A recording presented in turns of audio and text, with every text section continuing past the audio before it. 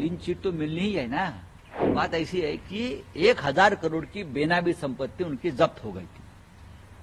आंकड़ा सुन लीजिए, 1000 करोड़। अजित पवार जी की प्रॉपर्टी भी जब्त की, मनी लॉन्ड्रिंग दिखाया, 1000 करोड़। दोनों सदमे में गए, प्रेशर में आए। उनका चेहरा उस वक्त देखने लायक था। अजित दादा पवार कल शपथ ली बीजेपी के साथ मोदी जी के उपस्थिति में।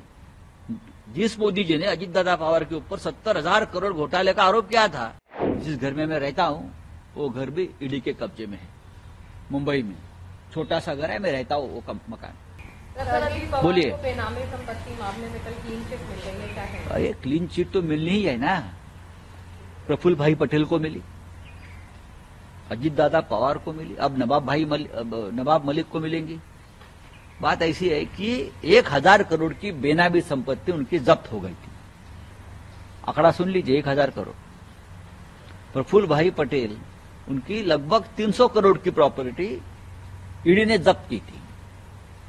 प्रफुल्ल भाई के ऊपर आरोप क्या था कि उनका दाऊद इब्राहिम से लिंक है और वो मनी लॉन्ड्रिंग हुआ है दोनों में, इकबाल मिर्ची, और उससे वो प्रॉपर्टी खरीदी। हम बोलते थे गलत है, यह आरोप गलत है।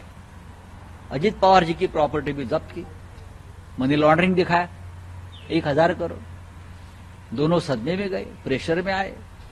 उनका चेहरा उस वक्त देखने लायक था, लेकिन बीजेपी में चले गए। प्रफुल्ल भाई पटेल की प्रॉपर्टी मुक्त हो गई, मनी लॉन्ड्रिंग का धब्बा निकाल दिया, वॉशिंग मशीन में डाल दिया, 300 करोड़ की प्रॉपर्टी फ्री कर दी। अजित दादा पवार कल शपथ ली बीजेपी के साथ मोदी जी के उपस्थिति में। जिस मोदी जी ने अजित दादा पवार के ऊपर 70,000 करोड़ घोटाले का आरोप किया था, सिंचन घोटाला, और उसी पैसे से ये प्रॉपर्टी लिया, ऐसा आरोप था उनके ऊपर।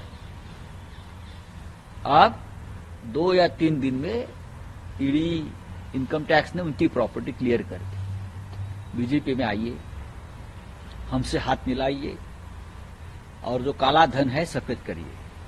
वहां पार्लियामेंट में 50,000 रुपए का एक बंडल मिल गया तो हंगामा होता है, या 1,000, 2,000 करोड़ का ब्लैक मनी से जो बनाई हुई प्रॉपर्टी आपने क्लियर कर दी। मेरा भी जिस घर में मैं रहता हूं वो घर भी ईडी के कब्जे में है, मुंबई में। छोटा सा घर है, मैं रहता हूं वो मकान। कोई मनी लॉन्ड्रिंग का केस नहीं है, सेशन कोर्ट ने क्लियर कहा है। मैं बोल रहा हूं, मैं और मेरे बच्चे उस घर में रहते हो, वो घर क्लियर कर दीजिए। मुझे बोलता है बीजेपी में आइए, ये खेल चल रहा है। हमने कहा आप लीजिए घर, मैं पार्टी नहीं छोड़ूंगा। हाँ, ये खेल चल रहा है इस देश में। ईडी, सीबीआई, इनकम टैक्स क्या कर रही है?